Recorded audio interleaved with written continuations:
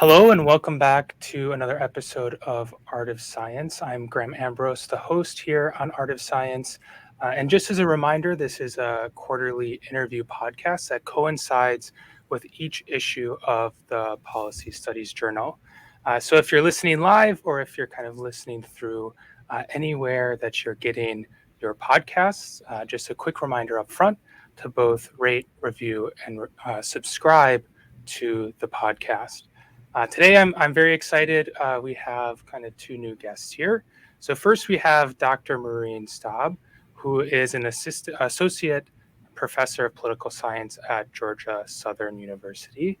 Hello, Maureen. Hello.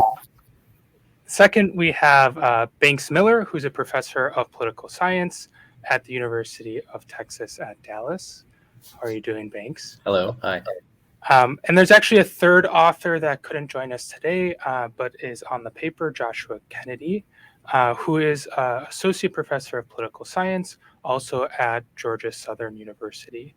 So in the August issue of PSJ, the three authors published the Mixed Messages, Bounded Rationality, the Perceived Consequences of Real ID for Immigration Policy. So just quickly at a high level, they're tracking the kind of tricky task of measuring the effects of bounded rationality and the outcomes of policy. They're doing this through Real ID legislation and the political messaging that comes out of that Real ID.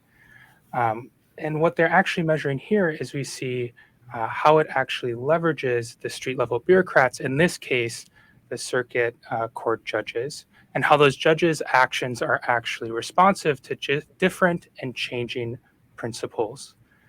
So just to start off kind of that high level discussion of the paper, would you mind kind of digging a little bit deeper into the publication itself, either Maureen or Banks?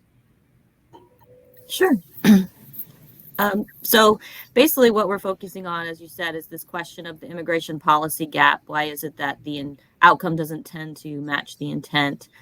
And we're looking at the immigration judges, which are bureaucrats who essentially are the street level bureaucrats in this scenario, who implement it in asylum cases. So that would be when individuals are seeking refuge in the U.S., claiming that they're persecuted in their home country. And we're looking at the Real ID Act because essentially what was found in Banks's book and then later research, which we found that although it was intended to give these immigration judges more discretion, so it was easier for them to deny these asylum applications based on finding that the applicant didn't have the credibility, wasn't credible, that it actually resulted in more grants, in more asylum grants. And so this was a puzzle we were trying to understand. And when addressing it, we were looking at three main factors, which is the language of the statute itself, and then the professional norms of the bureaucrats, and then and then how much they're monitored by each of because it's one of those multiple principle situations where they have to respond to Congress, who writes the statutes, and they respond to the Court of Appeals, who oversees and can overturn basically their cases. And they also have to respond to the executive, who is the one who hires and fires them, and then also reviews their cases. So the Real ID was a good example of this. And what we saw with a lot of immigration policy, what you find is this kind of ambiguous, conflicting language in the statutes and the regulations and policy coming out. So just trying to understand that, we looked at how that the language of the statute here was conflicting because they rejected the old standard, which made it hard to deny, but they ended in language that essentially made it seem like you should still be using the old standard. So it was confusing to the immigration judges. And so what we expect and what we argue is that because of their professional norms, you have to be a lawyer to be an immigration judge. And because of the fact that the Court of Appeals monitors more closely the particular and how they're reviewed by even the executive they look at, they consider those reputation costs of how the Court of Appeals treats them, that we expect that the Court of Appeals actually will end up having more influence, even though it was not what was intended when they wrote it. So then we find evidence supporting that. So I don't know if you want to add anything, Banks, but that's basically. No, I mean, I think you did a great job. Yeah, I mean, I think the main takeaway from the paper is we find, I don't want to say contrary to the literature, but maybe sort of outside what it has normally considered, is that the circuit courts are really the ones that are put in control of policy, or to whom the IJs are more, the immigration judges are more responsive. And we sort of expected that, I think, from some of Maureen's prior work and just thinking and looking about it and some of our joint work together. But I think that the clarity of the breakpoint around Real ID was kind of surprising. And if you look at it, you can see that in terms of like responding, for instance, to the ideology of the circuit, that the immigration judges before Real ID, they essentially don't, right? But afterwards, there's this figure in the paper with this incredible slope, right, where you see that they are highly reactive to what they anticipate the circuit court would do. So wonderful. And I want to ask about some kind of practical implications, but I think there was a great discussion. I really enjoyed it at the end of the paper and the conclusion. I was thinking about kind of the mixed messages and how there's a practical implication there. But kind of what both of you are highlighting as well is, the professionalization, right? So is this kind of reflection or kind of big jump in the influence of bounded rationality expected in kind of other domains or kind of other more or less professionalized kind of bureaucracies? So would you two be interested in kind of discussing both of that, of kind of the ambiguity and the practical implications of that, but also the practical implications of your work on what this means for professionalization? Mm-hmm. Well, I think that there's a lot in the literature talking about how there's more and more use of administrative adjudicators. And what we want to continue to explore in our research is what are the implications of that, in particular for what Banks is saying with the Court of Appeals. And it's also something you could look at cross-nationally, but this question of when you add the administrative adjudicator and you've sort of basically put the dressings of a court on a situation, and a lot of that I can speak specifically to immigration. There's talk about that's supposed to add this procedural norm and this perception and add legitimacy to the situation. And there's research showing that for the immigrants in particular, they do see this as a procedurally fair process when they're because of that. But the question then becomes, when you professionalize, when you have the bureaucrats have to be lawyers and they're given these trappings of a court, and you have review by the courts on those details, street level implementation, will you see greater and greater influence of the courts in these areas? And specifically in the immigration policy literature, there's less talk about the court influence. There's more talk about the courts basically in judicial review, right, deciding that this violates the rights of immigrants. But what is really interesting in the growing question is what is going to happen at that implementation, the street level. That is the key and the impact in individual lives. We're seeing more and more influence of the courts because you're professionalizing, because you're bringing in, right, a lawyerly court-like appearance to it all.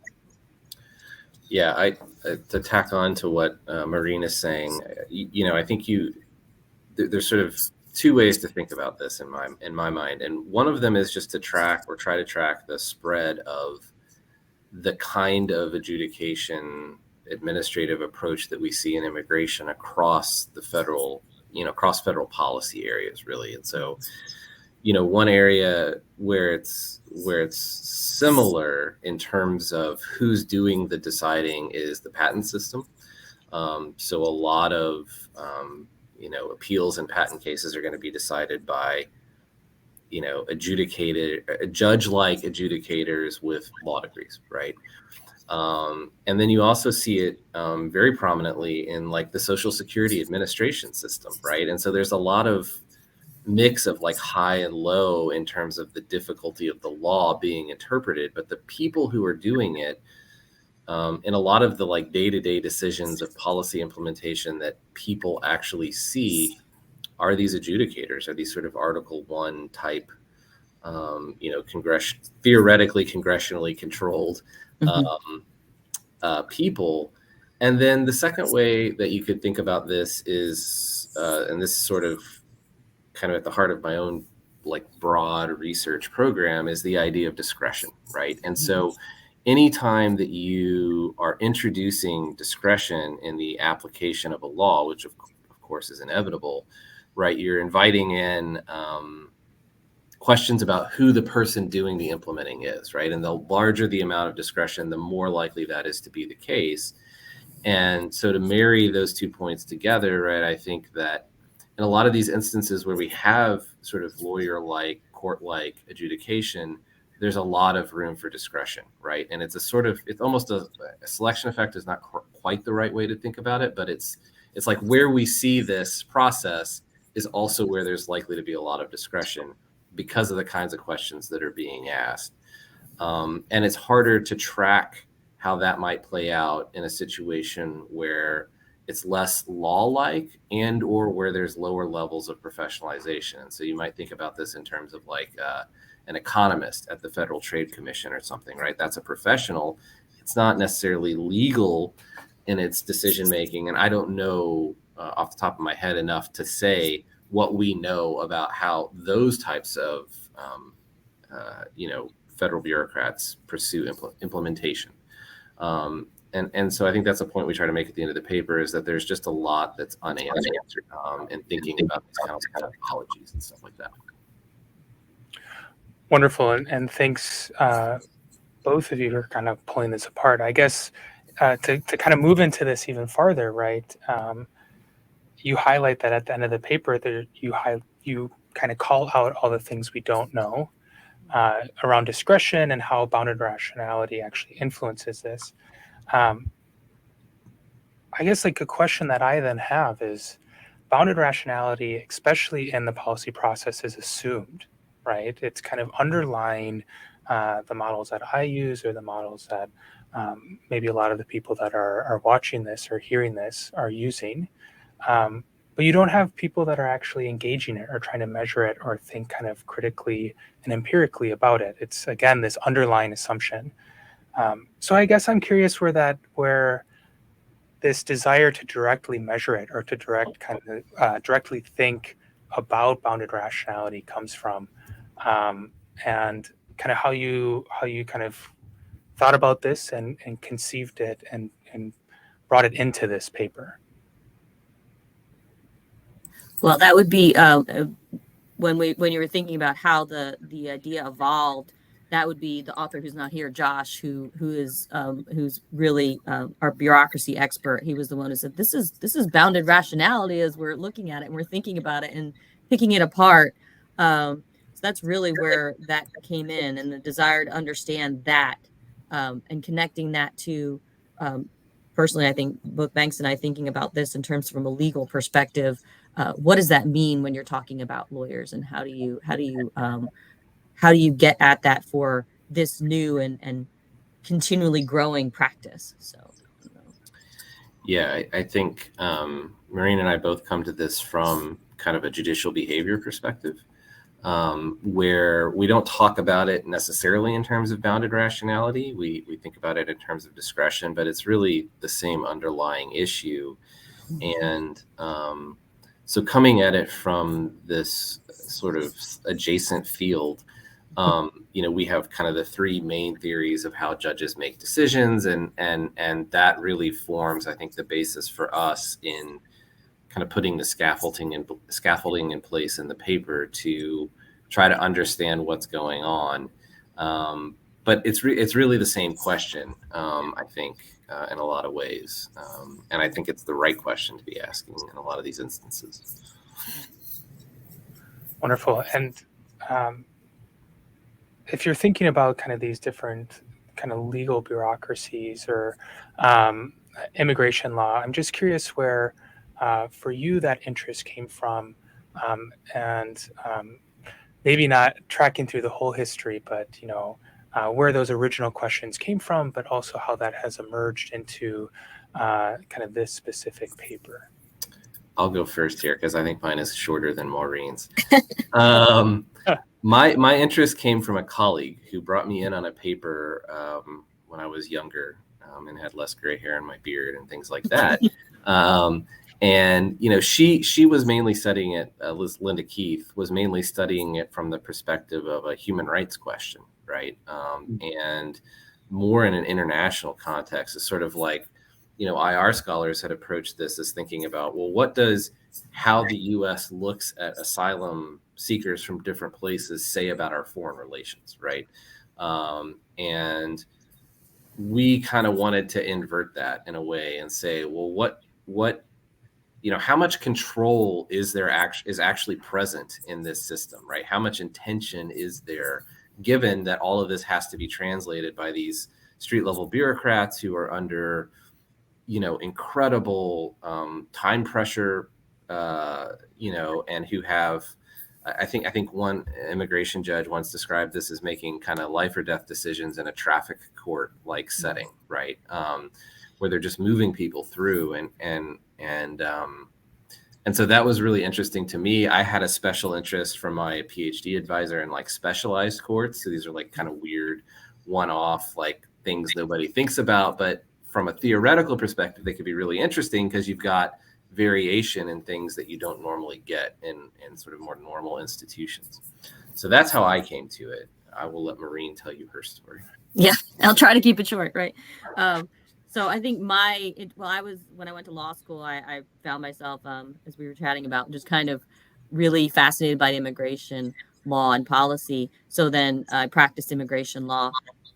And in practicing it, one of the for about several years, 7 years before I went and got my PhD. And for me, when I was practicing it, one of the things that was a driving force to go back and get my PhD was this feeling like, what is the outcome of these laws? Because you're seeing this mess. It's incredibly complex. It's there's these contradicting, ambiguous, so many things going on in this system. And as you're doing it on a case-by-case basis, you're thinking, is this really having the effect that it's intended to have? Like what is, and so I wanted to ask those bigger questions. And so I guess I basically saw that immigration policy gap in the process of actually practicing in the cases. And so I wanted to understand that. So then in my PhD, in the process of PhD, I read Banks's book. He was one of my mentors. So reading that, it started to see, okay, I'm understanding immigration judges. I'm understanding them within this broader framework. And then moving and reading more of that immigration policy gap literature and really getting that to say, basically, this is the theoretical framework for what I experienced. I think that's the short version of the story. I guess one question that kind of comes to mind then is, Maureen, it seems like your interest is coming from a very practical aspect, right? You were living it, you're experiencing it, you're litigating it, and you're asking, well, what's the bigger question? And I guess Banks, I kind of see it from the flip side of you're thinking about the bigger question, maybe in a different lens to what kind of RI scholars were doing at the time, as you were talking about. But I guess if you could both speak to kind of marrying the practical to the bigger question, and maybe like looking for the opposite kind of specialties, if that makes sense. So I guess, I'm also a lawyer, and I've actually never heard Maureen talk about this, but it's really interesting because I had kind of the same moment in law school where, you're being told, well, they decided this because of this prior case, blah, blah, blah. And in my own mind, I'm going, that's not like, there's no forcing there. It's just, what are they able to do? What do they think is good policy here? And so that kind of led me in a much less specific way to these questions as well. I think, this is this is why Maureen and I have worked well together, right? Is that we come at it from slightly different perspectives. And the thing that she is really, I think, uniquely able to do well is to synthesize a lot of what is just incredibly all over the place immigration law, right? And so, she's able to kind of tell me, here's what the changes look like in the circuits. And then we go through the process of operationalizing that and gathering the right data and getting the right unit of analysis and all of that. And so, I think it's been important in our ability to kind of ask and answer these questions, right? Is looking at both. From my perspective, what her practical experience brings is really the ability to say confidently, here's what the law says, right? Does it actually matter? So that's my take on it. I don't know about Maureen. Yeah, I think in terms of marrying the practical to the theoretical, for me, it's similar because so Banks was my professor in grad school, and then so talking to him was that initial connect for me because he thinks similarly, especially when it came to the data. When I sat down with him and he was like, you really need to code your own data to understand sometimes, like for me to go through that process, because a lot of the times when you first start in grad school, you're getting all of these, kind of canned data set that you're playing with. And I remember coming to him with the frustration. He probably doesn't remember, but I came to him and I sat down, I said to him, like, I cannot work. I need to connect what I saw and what my experience. And I think because he's a lawyer also, he was able to say, okay, I understand where you're coming from on this. Here's what you need to do. You need to sit down and just code some cases and code what you see in the real world and understand how that translates into the data that you're working with. So that plus having those conversations with him it took a while for me, and I'll say, like with immigration judges, to situate them in the literature that clicked for me. So they fit into several different literatures. So originally I was looking at them with the judicial politics lens, and then immigration policy scholarship and looking at that, and now connecting to the policy specific, like the bureaucracy literature. Now I'm beginning to kind of really connect all of these different theories that apply to them. And then understanding, I think for me was really just that connection with the data. Like, right, how are we actually measuring and modeling what's going on here? And then his advice to code it, I could see it. I can see it now. Like, okay, well, this is what that number means. This is what this means. And kind of playing with models and understanding how, yes, I can see this in the cases and in the numbers, if that makes sense, right? So that's the big thing for me. So nothing against canned data. We use it sometimes. But for me, if I can get in there and really understand, I have to look at somebody's code book. I have to really get, like, how did you translate what we're seeing in this, in the real world and into these numbers? And then how do we play with, right, work out the modeling? So Maureen, you actually, you bring up kind of this point that I feel like most of the scholars that have been on the podcast actually bring up, right? And there's mixed advice actually. I've noticed over the past shows is some people really advocate for know your theory, like really understand whatever that policy process theory is that you're interested in or whatever it might end up being, and then try to find a domain to look at, right? And the exact opposite, but common advice is kind of what you're talking about, right? So you knew the domain, you practiced in that domain, and then you're kind of seeking out the right theoretical frame to think about what you're seeing. And I guess could you kind of talk a little bit more about that and how your practice really informed how you're looking at things on a theoretical side. And Banks, if you're willing, agree or disagree, or how you kind of approach maybe similar questions, that would be great to hear. Sure. I think one of the things, that's why reading Banks's book was so important for me in my process, because it was very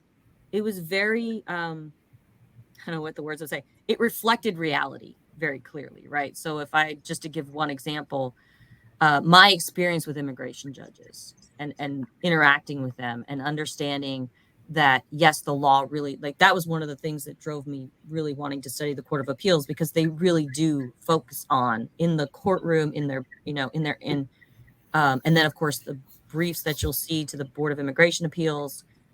The Court of Appeals is who you cite, right? You cite the BIA, you cite the Court of Appeals. So I knew that it mattered. And then I also knew the circumstances under which they worked. And I knew from other attorneys who had way more experience than I did, immigration attorneys, who would say, it really depends on the judge you get. Right. And they would talk about how much discretion they have. And then they would say to you, oh, that guy was a prosecutor. That person was worked for an NGO. So you would see, so I could see in reading his book that this actually really does connect to reality. So for me, when I'm looking at a theory, I'm asking myself, does it reflect, do the variables, do their explanation of the theoretical mechanism, does that connect to what I've seen in the real world? And so really finding that initial was a big jump for me in terms of, okay, now I know what I'm looking for. I have a harder time when I can read a theory, but if I don't have a practical, if it doesn't have that kind of practical element to that and that connection to the real world as to what it looks like, then it's very hard for me to kind of move forward and really delve into that theory, I think.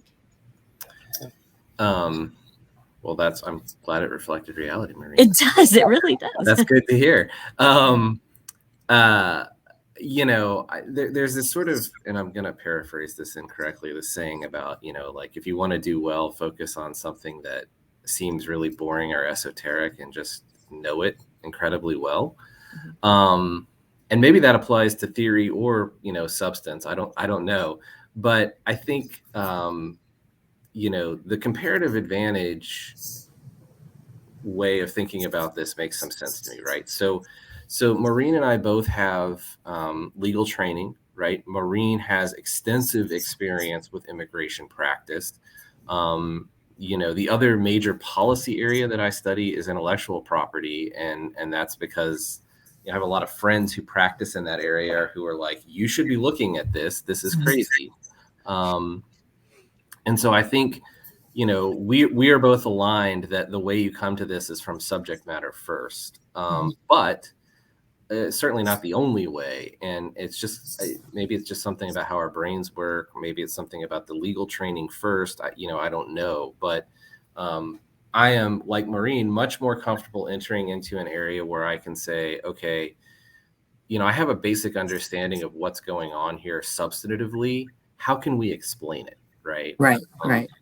And that also might just reflect the fact that neither one of us are trained as public policy scholars per se, right? And so, I kind of, part of my own research process here, as I said, is I'm really interested in discretion and the questions of, like, what is it? What does it mean? How do you limit it?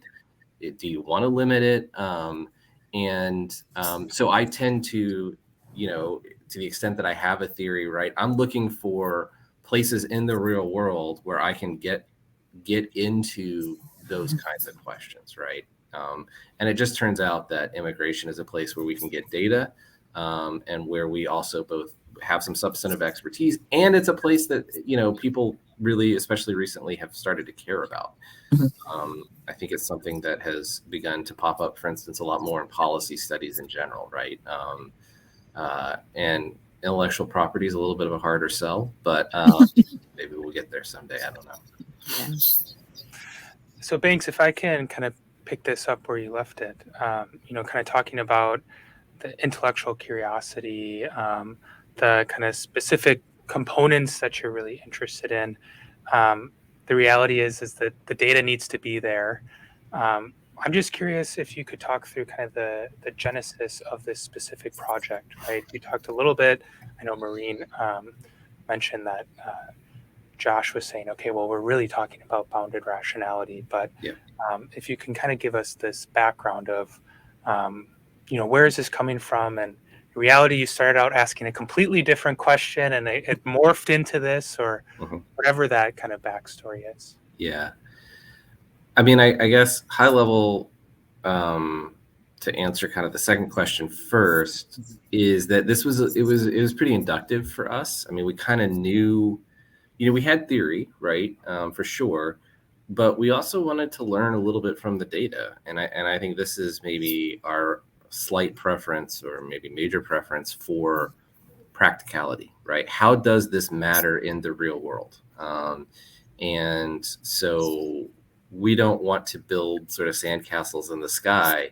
What we want to do is take something that's going on and figure out for ourselves why. The story on the origin of this is long and arduous. Before Maureen was even in graduate school, we were trying to get and collect this data on immigration judges, and it started out with a series of initially futile FOIA requests to the federal government, where they essentially said, no, we don't have the data you're asking for. And we knew that wasn't true. But it turns out that the issue was, of course, they were going to stonewall us because they didn't want to deal with gathering it. And what we had to do was figure out exactly how to ask for it. And what happened was they actually, I think, made a mistake at one point, and in denying one of our requests, sent us a list of variable names in their own data set. So we immediately turned around and asked them for those variables. And they were shocked that you knew exactly. Yeah, they gave it to us. And so that was the genesis of the book that Maureen is referencing. But later on, other people came in and I think used similar processes to create kind of an updated version of the data. And so somebody shared it with us in this instance, the base data set. And that is what we ultimately used to kind of build upon, create our own, what we needed for this paper. Maureen, do you have any kind of additional thoughts or where you're coming from on this project? Well, yeah, what we had, spending that time cleaning and figuring out how to work with that IJ data was so fun, but we got that working. And then I think for me, the big part was, or at least, so this is kind of, us lawyers will say kind of the fun part would be, right? Like banks would be like, we're going to go through the case law and we're going to do a trail as to when this credibility standard, which is what we're looking at. So like the Real ID, when it was adopted, you could see pretty clearly, right? That's when Congress made their statement of their policy preferences, right? The other principle here would be the executive, and it was fairly easy for me to find when that was adopted, when they adopted that standard, that easier credibility standard, or the newer credibility standard, and for the Board of Immigration Appeals. But the more in-depth was looking at the case law of the courts and coding that, and determining when did they adopt that standard that Congress had, the initial kind of this rejection of the harder standard. And when did they adopt it, and did they ever adopt it, and did they sometimes try to reject it, right? So that's kind of the origin of what's interesting to me, is what the Court of Appeals were doing. So building that data set and then combining it with what we had on immigration judges and really looking at the change. And then, of course, so we had the change in the standard, then we have the policy preferences in general of the courts. And we can't ferret out exactly influence of law versus ideology here, like what the IJs are looking at. And I've talked to IJs about this, and I don't think they know for sure, right? I mean, they know they're looking at the law, and they can say to you, right, this is what the law is. And the Court of Appeals is really key for that. They can cite precedent, but then there's that, like Banks is talking about in the digital politics literature, there's that level of, there's layers of discretion in both Court of Appeals. Their ideology comes in, immigration judges' ideology comes in, or their background characteristics. And so kind of looking at how do we measure both of those influences. I guess the fun part for me in the data collection was going through the cases and pulling that together and explaining when those policy preferences were expressed. So. Certainly, and Maureen, you're alluding to it, I think, a little bit, but there seems to be like a cart and horse. I don't know if you want to use that analogy, right? But did you go out with this question and looking for the data, or were you kind of looking for the data, seeing what you could get, and then kind of the question then solidifies under the data? And even within this, you allude to it, right? you're asking the courts, you're asking to try to figure out, where the holes are essentially. What do we need to actually answer this broader question? So would you be willing, both of you or Maureen, to kind of talk about that process of question and data refinement, that whole process there? Yeah, I think I had the advantage of knowing that, from Banks's book that there was the IJ data. And so what we were wondering was whether we could get updated IJ data. So we had some of it, and then we were able to get further in because we wanted to incorporate Trump. We needed to incorporate the Trump period. And so that was part of it. And then I think looking at the Court of Appeals, and I kind of knew, I mean, for me, the question when I originally was thinking about this was that question of what's the Court of Appeals influence, knowing that precedent matters so much to immigration judges. But I think I knew basically I was going to be able to find that key case in most of the circuits. But then when you're delving into it, it becomes a lot more complicated. I can tell because you're reading the cases and you're like, I had to read a lot of cases to figure out exactly when, you have to, you read one and then they cite another and another and another. So I think there was some question. The only concern I had was, that question of whether or not, what if they just don't ever adopt it, like actually adopt the standard? If they just, another paper I wrote talked about how they had tried to, Court of Appeals judges tried to lessen the impact of the Real ID, and how they had tried to not outright reject the standard, but try to tweak it a little bit when it happened. So I was thinking about how do I operationalize it. And there were several times I had, I was going to do several more fine grained. And then ultimately in talking to Banks, we were like, okay, we're going to did they adopt it or not? Because that was the most clear demarcation that we could make in the data. So I think it was the question first, but I had the advantage of knowing from the grad school experience that there was already this basic data that they had gotten for their book, and so that was the big process for me. Yeah, I'll just add sort of more generally, I think you have to have some kind of question first, right? Mm-hmm. And then, because you don't know what data you're looking for if you don't, and so in this particular project, it was driven by Maureen's question, right? Which was, what are they, in this book that she's referencing that we wrote earlier, we did not really deal with the circuits at all.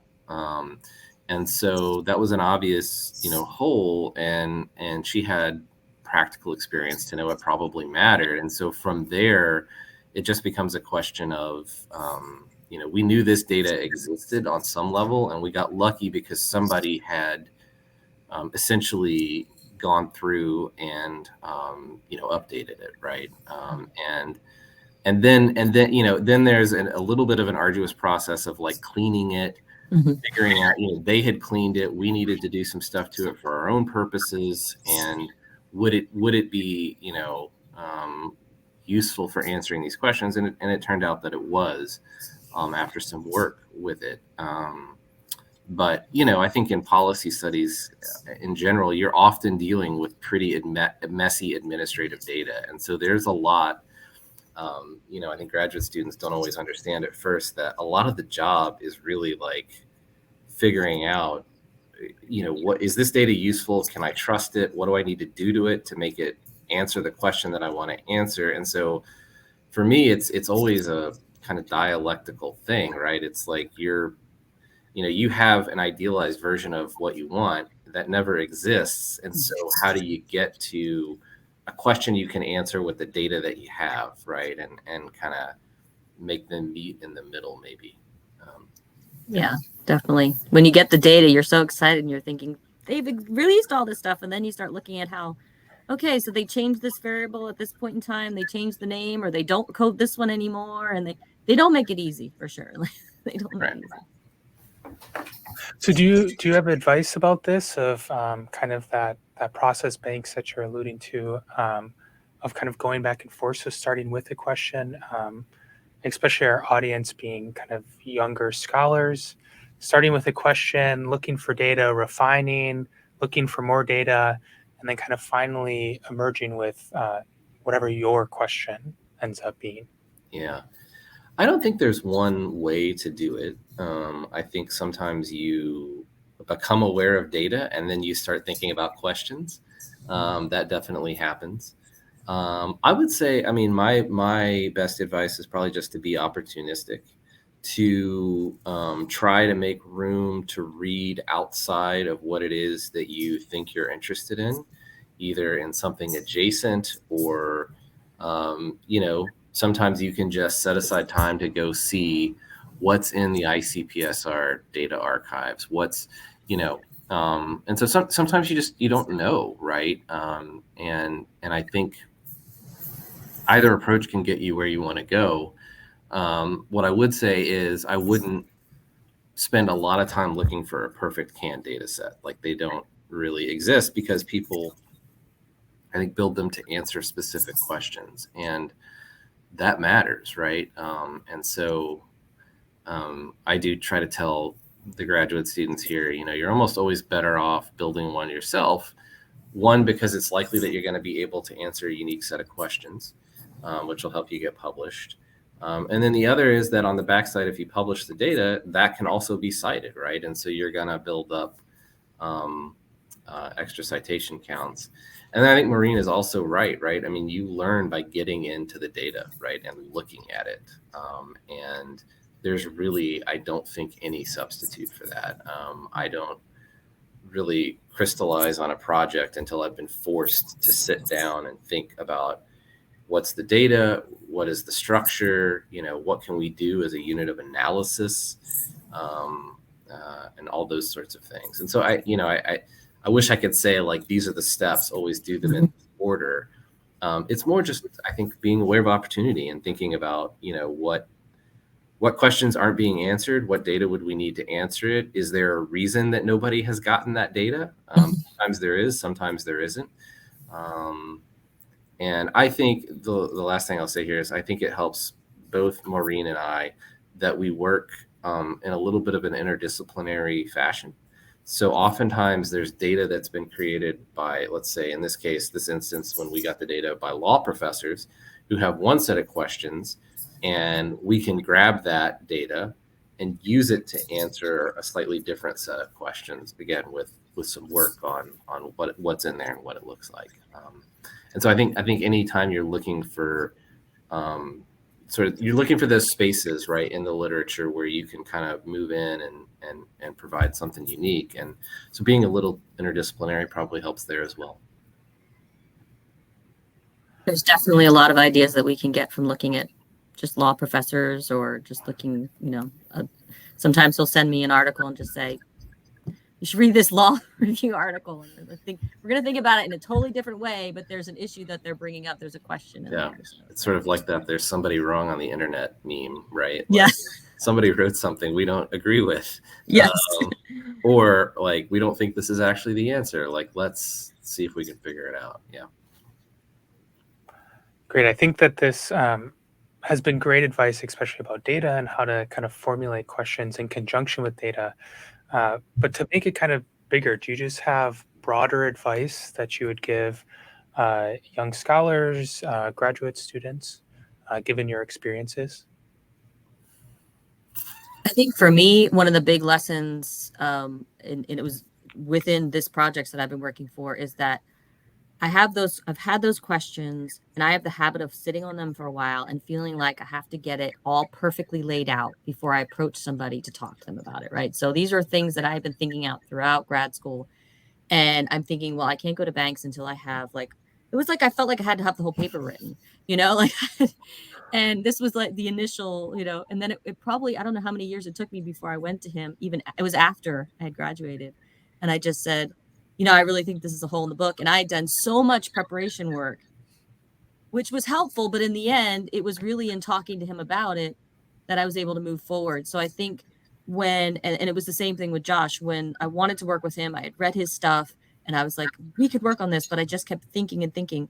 And I think when you go to somebody to collaborate or just talk to them about an idea, you need to have an idea. You need to have a basic research question. You don't want to go to somebody and say, I want to do something on immigration. What's your ideas, right? Like, that's not really going to go well. But you need to have kind of a basic idea of what's your research question. Do you think there's data out there of these kinds of things?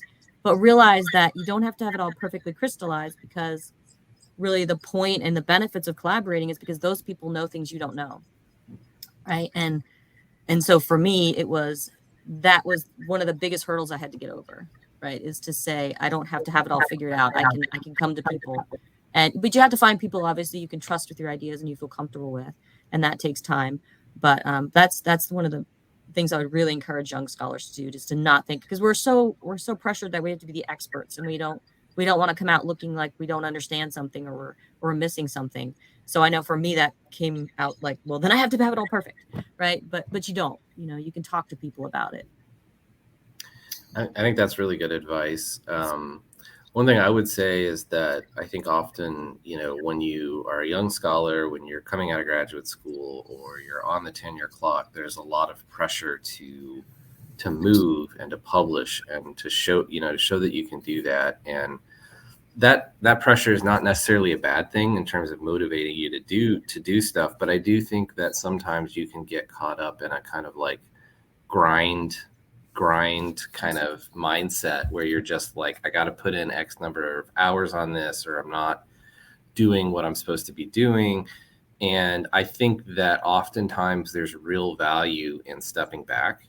One of the things that I have trouble with that Maureen, I think, is really good at helping me with, is that often I'll get really interested in a really narrow question that oftentimes I just want to answer for myself. I don't even really care about publishing.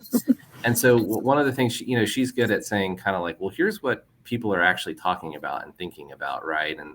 And I often don't take the time to really back out and think about how would other people be interested in this, right? And so I think that that's a really important step. That's kind of a framing question. Oftentimes, I think you could write the same article 2 different ways and get vastly different outcomes in terms of where it's published. And so I think, making time in your process to really, you kind of get into a thing, right, to kind of hit pause at some point and just say, okay, but wait, like, how can I make this interesting to more people outside of the 25 scholars who may actually be really interested in this exactly the way that I'm asking it. And that can be hard, I think, especially when you feel the pressure of time, right? When you feel like, I don't have time to, I just got to get stuff going, right? But I do think that there's real value in trying to figure out in your own process how to make that time. Wonderful. And I guess if I could follow up kind of at the intersection of these 2 points, right? So Maureen talking about reaching out and starting collaborations, Banks talking about the grind of tenure, but also the advantages of reaching out and having collaboration. So I guess if both of you could talk about, kind of the value of collaboration, how you're looking for other scholars to collaborate, and maybe even, as Maureen is getting into, how to actually reach out, propose these kind of bigger projects. I know that's a loaded question, but in part or in full, I think it'd be great to hear what you both are thinking. Yeah. I think I have one solo authored publication. And it was, it was for my dissertation, which I hated by the time I was done with it. So I find incredible value in it, in ways that Maureen has talked about, in terms of other people know things that you don't, but also in terms of holding myself accountable. It really helps me to have somebody there that is relying on me to do something. And so I think for me, those are the 2 big benefits of collaboration. And then there's also just, you're spreading risk, right? I mean, you can probably work on more stuff if you work with more people, and you don't always know a priori what's gonna hit and what isn't, right? And so it's also just, if you think about it like a portfolio, right, it's kind of a way of spreading things out across multiple projects, which you can do more of if you have help. Yeah. And then it just opens you up to more questions and more, in talking to people, being able to say, to Josh or Banks, I have this idea, and then being able to say, Banks will say, you can't get data for that, or Josh will just say, or sometimes, I mean, we'll just, if you want to be able to come to somebody and say, I have this idea, can you help me see where it fits in your literature, right? Because that way you have more outlets, because there's more than one way to frame a piece, and there's more than one way to understand how it could work out. And I think that for me, collaboration, so I started out doing, I don't know, all of my, and the first stuff was all solo authored.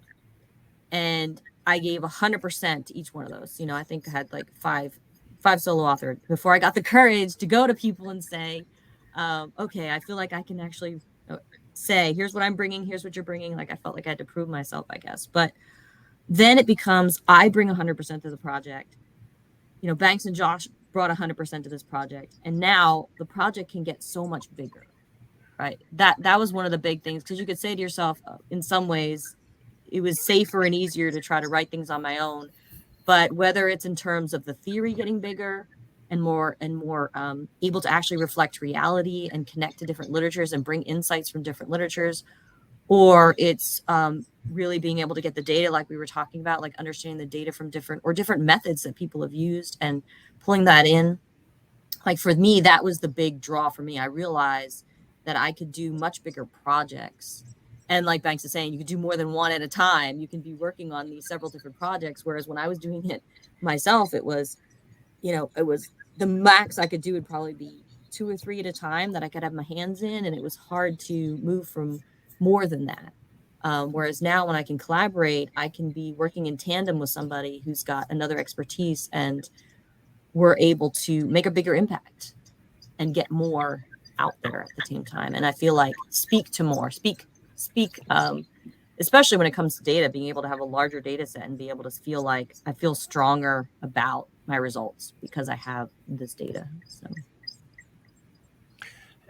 And Maureen, you've talked about this a little bit already, but for both of you, what advice would you give a younger version of yourself? Or even what advice were you given that at the time you're like, there's no way, like I'm not going to do that. But now in your older, wiser years, you've realized that actually was really good advice. Well, I was told early on to build my own data sets, which I've mostly done. Again, made possible by collaboration. And I think that there's a fine line to walk here when you collaborate a lot about becoming kind of pigeonholed. So, I tend to be kind of the data and analysis person on most papers that I end up on for whatever reason. But it's really, really nice sometimes to be able to flip that, right? And be kind of the person who gets to go out and read and try to put things together in a little bit of a different way. And so I think, there's some value in specializing like that. If you can do it, right, it just makes you that much more efficient in the writing process. I have a long time collaborator that works with Maureen. And I mean, for us, it's pretty modular, right? In some ways. Now, it's not to say that we're not thinking about things, but, I know he's going to do this part, I'm going to do this part, right? And we don't have to talk about it too much. So I think, trying to find those people early in your career, if you can, is awesome. And then I think, I would say that, at least for me personally, and this may not apply to everybody, but if I'm working on something that I'm actually interested in versus something that I think will publish or interest others, there's a huge difference. And I just, I've got to be motivated sort of intrinsically in that way to like care about the answer to the question.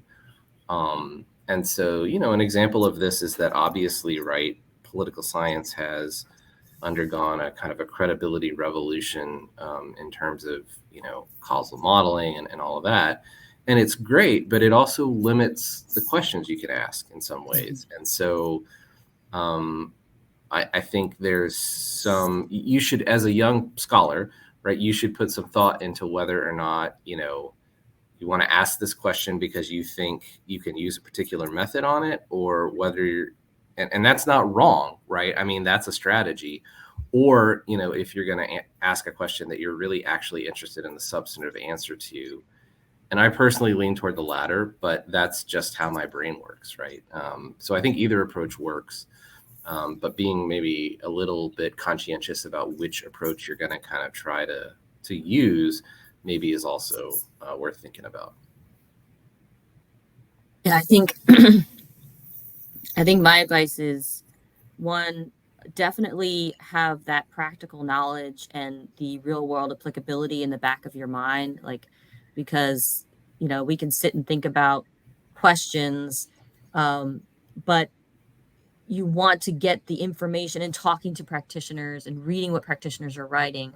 You want to really understand, what is it for me personally, what is the impact of what I'm writing, how would this be interesting to policy practitioners and to scholars themselves. That is a big motivator for me. And if you're one of those people, then don't be afraid to do that. I mean, just really get in there and get into what people are actually doing, and then be able to find those people you can collaborate with, where you can just sit back and feel comfortable just talking about ideas, just talking about them, and not, like I said, don't feel like you have to have everything perfect. But then finding those people where you're not moving in, you don't feel like you have to impress, right? Where you can say, there was the advantage to the fact that Banks saw me as a grad student until now. So at this point, that's already out the window, right? I don't have to worry about impressing him, because he saw me through the grind of it all, right? So it's a little less of a worry.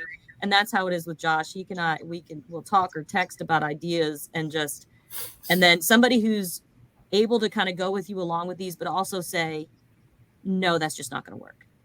Right? You need those people who are going to say, to be honest with you, that you feel comfortable enough and that you trust enough, that will say to you, okay, that piece is not going to work, or and they're not afraid to say that to you, right?